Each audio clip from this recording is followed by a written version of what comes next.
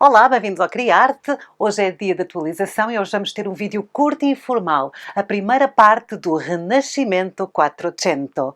Bem-vindos! Olá, bem-vindos ao Criarte. O meu nome é Sara e hoje vamos ficar com a segunda parte do Renascimento italiano. O Renascimento italiano divide-se em três partes distintas, como vocês já sabem, sendo que a primeira parte é o Trecento. Temos aqui vídeos no canal nas últimas semanas acerca desta fase que marca a transição do homem medieval para o homem renascentista. Hoje vamos começar a falar do Quattrocento. O Quattrocento é quando as ideias do Renascimento se tornaram maduras e depois ainda vamos ter Cinquecento, que é quando houve aquela explosão com nomes como Miguel Ângelo, como Rafael e como Leonardo da Vinci. Nós nos últimos vídeos tínhamos falado acerca de Siena e de Florença e vocês perceberam que houve a peste negra, portanto as coisas ficaram ali um pouco adormecidas durante mais de meio século, porque as pessoas achavam que a peste era culpa, era um castigo divino, era culpa por terem olhado mais para o lado humano das coisas, mais para a materialidade das coisas, do que para o espiritual. Então houve um parar com tudo o que era novos caminhos na arte. E parou ali durante meio século, mas depois as coisas voltaram a encaminhar-se, voltaram a tentar fazer novas estéticas baseadas no clássico, baseadas na Roma Antiga, na Grécia Antiga. Portanto, o Renascimento continua.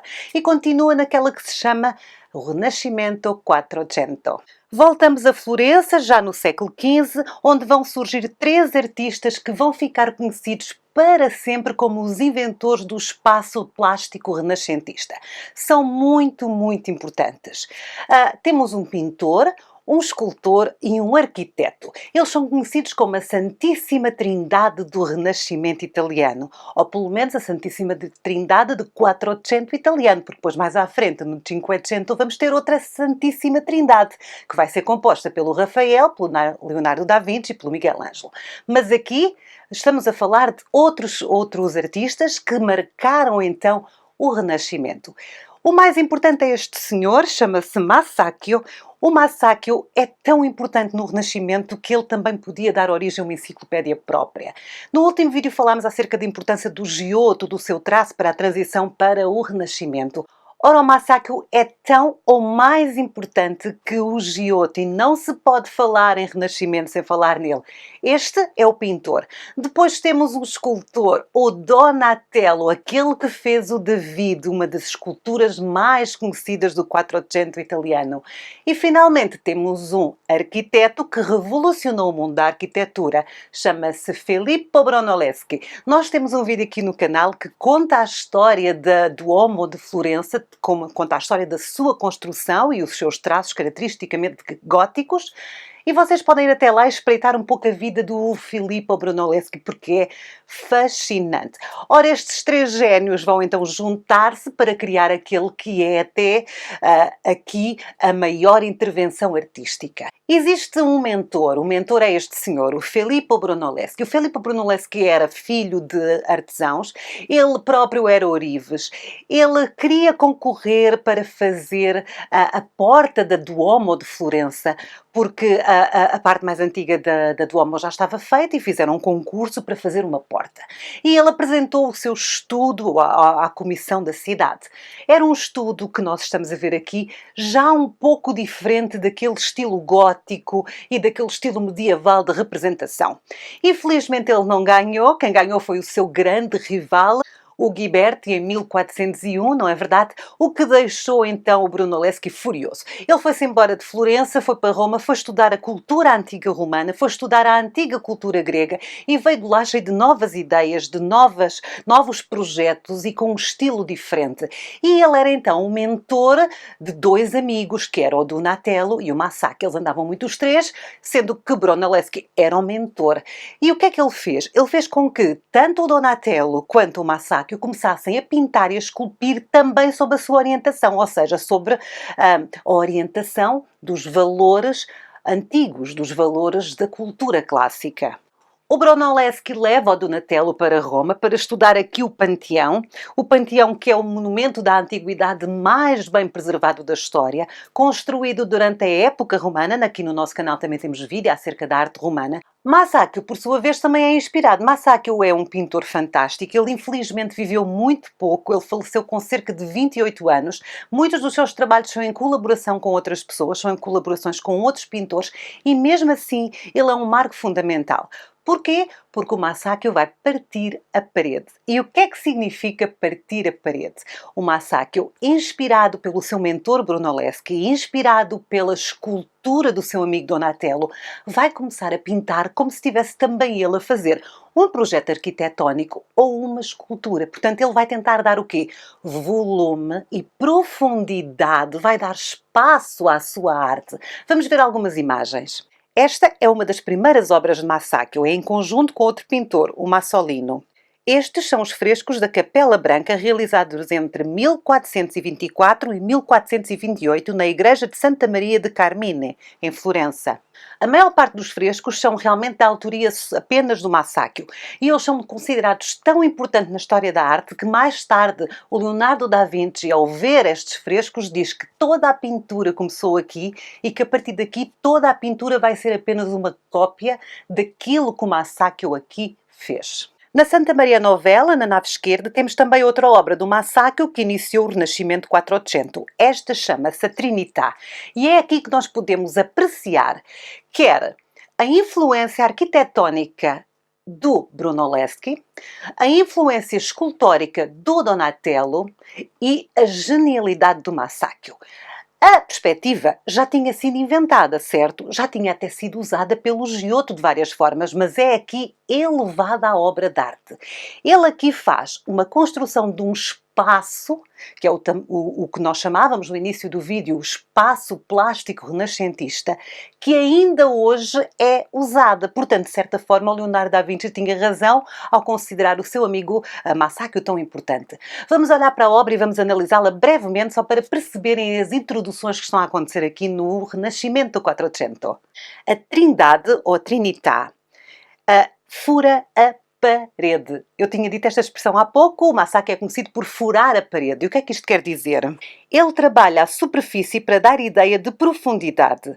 Podemos ver aqui a arquitetura de Brunelleschi muito bem representada.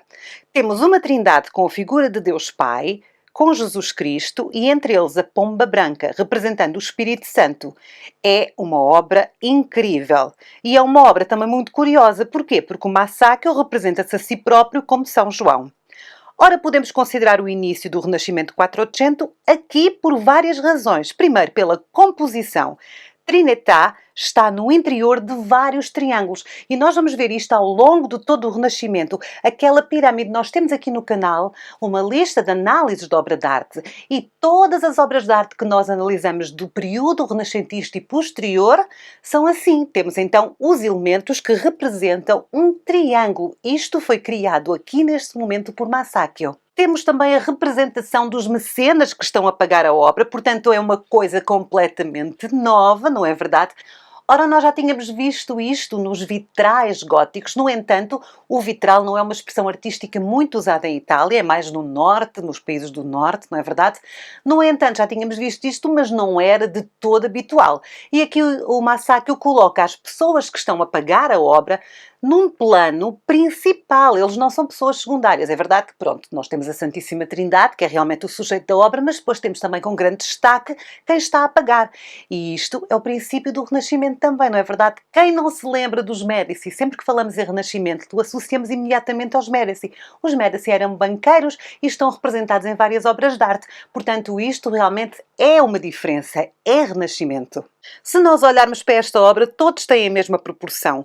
É o princípio do antropocentrismo e do humanismo. Portanto, o Renascimento é um período humanista em que o homem é o centro das coisas. É verdade que aqui o cariz ainda é religioso, mas o homem é muito importante. É a humanização do divino e é colocar a figura humana no centro da arte. Depois temos também aqui uma economia de cores, o uso de pouca cor. Portanto, existe aqui um cromatismo compensado.